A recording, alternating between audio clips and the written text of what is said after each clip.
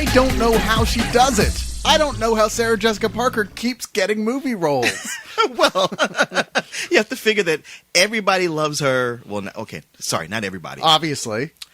Half the population loves her from Sex and the City. Probably over half, really. I think don't women overpopulate? Aren't there more women than men? Okay. And when you add gay men, you're right. Okay, so you basically have possibly up to 3/4 of the population who love her from Sex and the City. Wow, we're like the rebels in Star Wars. That's pretty.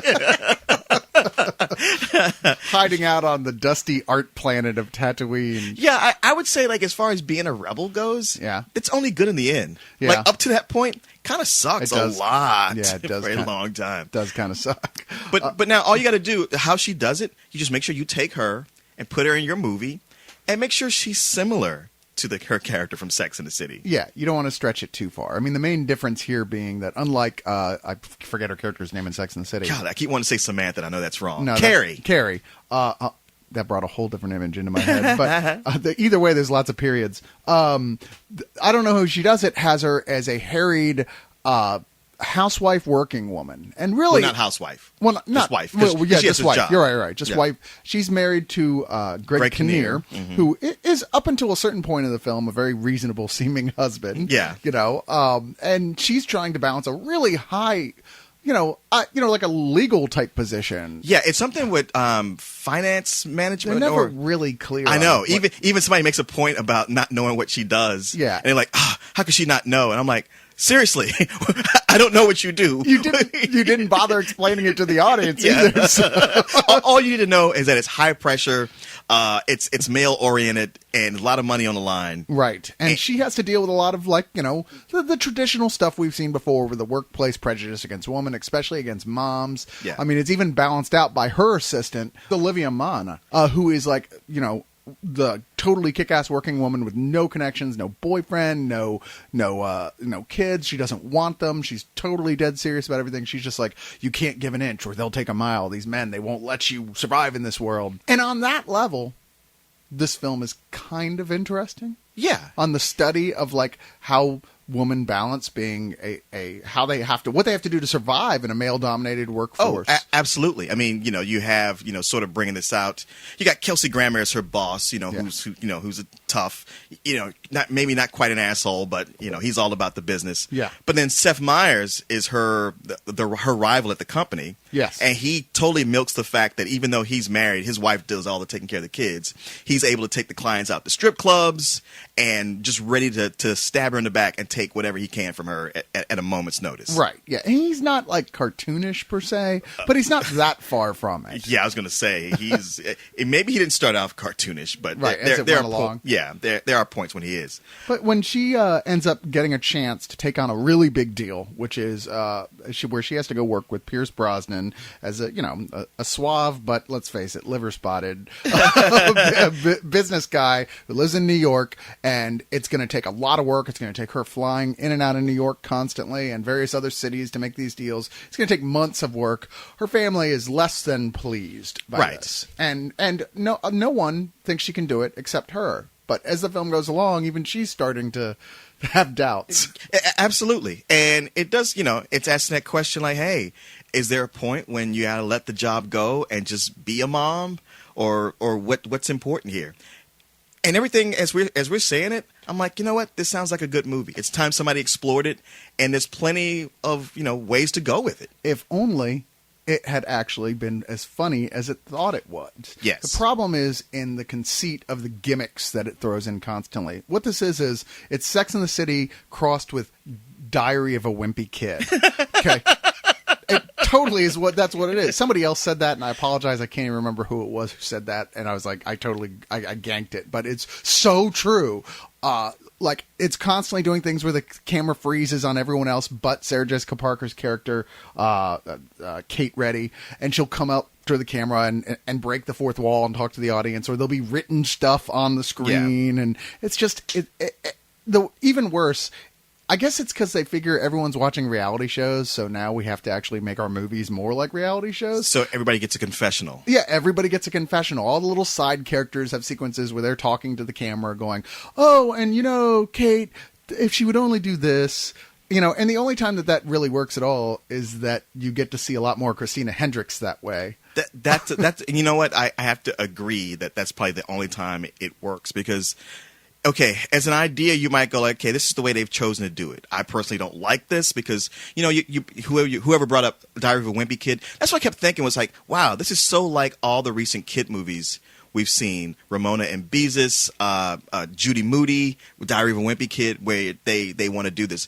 But here, this is supposed to be an adult movie, and it's very gimmicky, and the jokes fall flat. It's they keep doing it. Like every time they interview these characters, it's like when they're within the confines of the movie, they seem like realistic-ish. Yeah. And every time they interview them, they're cartoons to such a point, it's like, wow, I'm not even sure I'm with this anymore. Well, so many of the side characters are so underdeveloped altogether, or just there to make sure that the plot, which gets a little bit complicated at the end, like emotionally, can end up in a happy place. Exactly. Like Christina Hendricks is there for, 3 reasons, I guess, technically. But I was going to say 2, but adding the one more that, like, she has to be there so at the end she can fix the moral quandary the movie has written itself into. Even though it comes across as rather really unconvincing. It's cheap. It's a cheap cop-out, and it's a shame because this is actually an important subject, and there's moments of this film where I went, well, they're surprising me at how smart this is actually getting, how much they're actually talking about this issue. Well, there's also the thing where she's doing so much running around, and you expect Greg Kinnear's character as her husband to, at some point where he starts out as like Mr. Understanding, and then later not so much. And they had every opportunity to blow it and really make him go completely all the way one way or the other where you wouldn't believe it. But he stays within a zone where I'm like, you know what? That's actually quite accurate. Anyway, he's trying his best. He understands, and at the same time, it's hard on the family. Working his even more mysterious job. Right? Like, do they even insinuate at all what it is that he does? He does something with design and something with buildings, and it might make you go architecture. Right. But there's not necessarily. And we see their whole house, and there's nothing in it that looks like, stuff an architect would have, like pictures of design, a drafting table, anything. Yeah. Well, and plus it's almost like it sounds like he's working for himself. Yeah. But then he also talked about working for the firm, how he never gets an opportunity like this.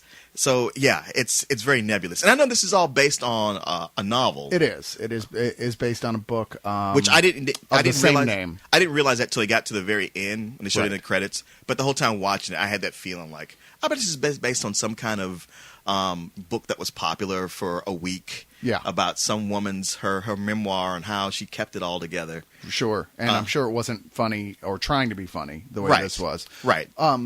And like I said, that's its biggest downfall. But at the same time, there's lots of points where you go, okay, you were doing the right thing. Now, why are you being so careless? And by this, I most specifically refer to Greg Kinnear's character, because they're writing him as a believable and nice guy of a husband who's very patient and tolerant with what's going on in her life. But there's a point that he turns around and starts screaming at her about stuff that, like, she hasn't done around the house, that I'm even going, why is that her job? Why don't you get off your fucking ass and do that? I mean, I was pissed. I was like, are you serious?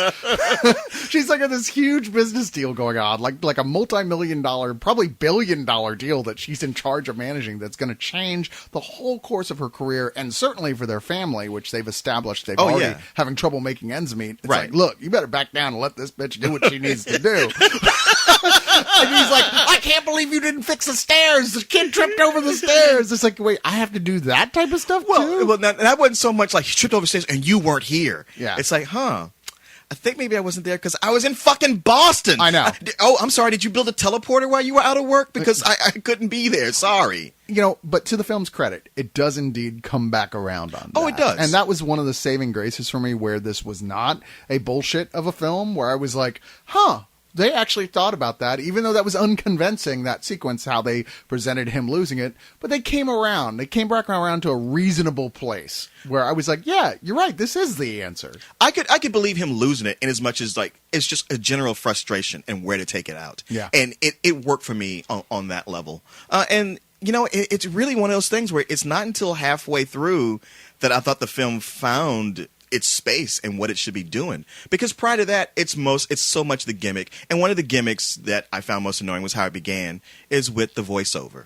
And this whole voiceover thing is clearly pulled away from Sex and the City. It was like, hey, we got Sarah Jessica Parker. This is what she does. So it makes it hard for it to establish itself as its own thing. But somewhere halfway through, maybe a little bit more, it dropped. I noticed that it was just not there anymore. Yeah. And that was when the actual movie of what it's supposed to be, probably whatever is in the book, was actually there. So yeah, that's what kept it from being some old bullshit.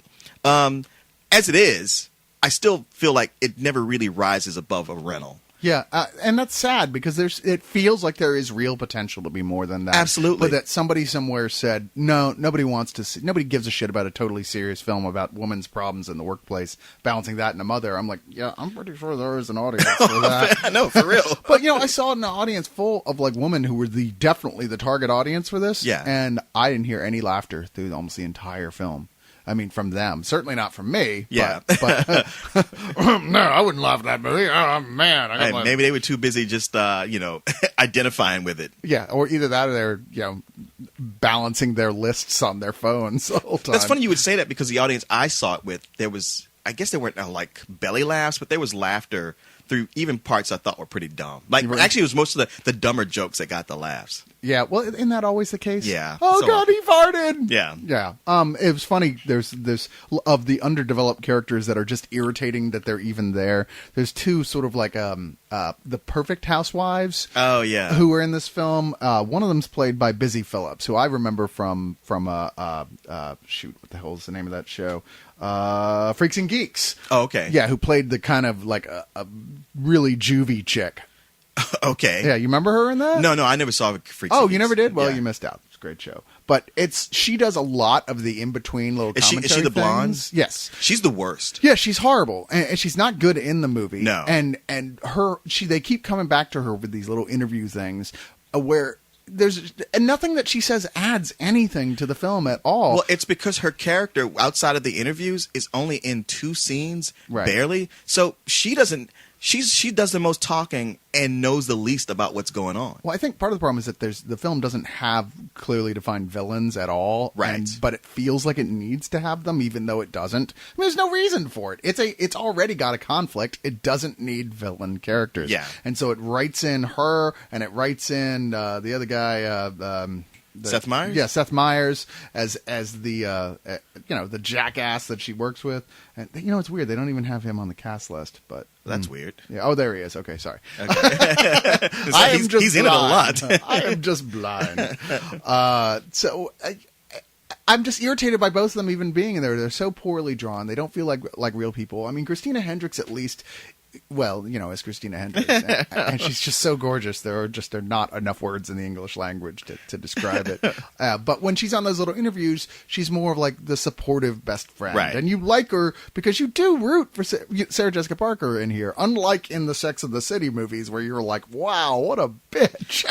And it's funny because this character Kate would run into meet Carrie and go like, "Wow, what a self-absorbed bitch she is." Yeah, exactly. She's actually a better, well, at least in comparison with the films, this is a better drawn character than Carrie. I mean, it's a ever character was. who whines because she has genuine problems, Yeah. and not things she's made up. If only she would stop freezing time and talking to the audience. I figure if you can do you can do that. well, I don't really see what the problem is. Right? Isn't that the whole issue? At least go join the X-Men or something. I love my work, although sometimes I wish I didn't love it so much. You're allowed to miss your children. I need somebody down there tonight. We can't go on like this. Yeah, quit, Kate. Don't you think about not having to worry about priorities all the time? Don't know what we're capable of. Me without that job isn't me, but also me without you and Ben and Emily is nothing. I'll bend, but I won't break. Even after We're just about to make the biggest mess out of our entire lives, and you're going to use sex to pretend everything's okay? Is that the plan? Yes. I like it. I'll bend.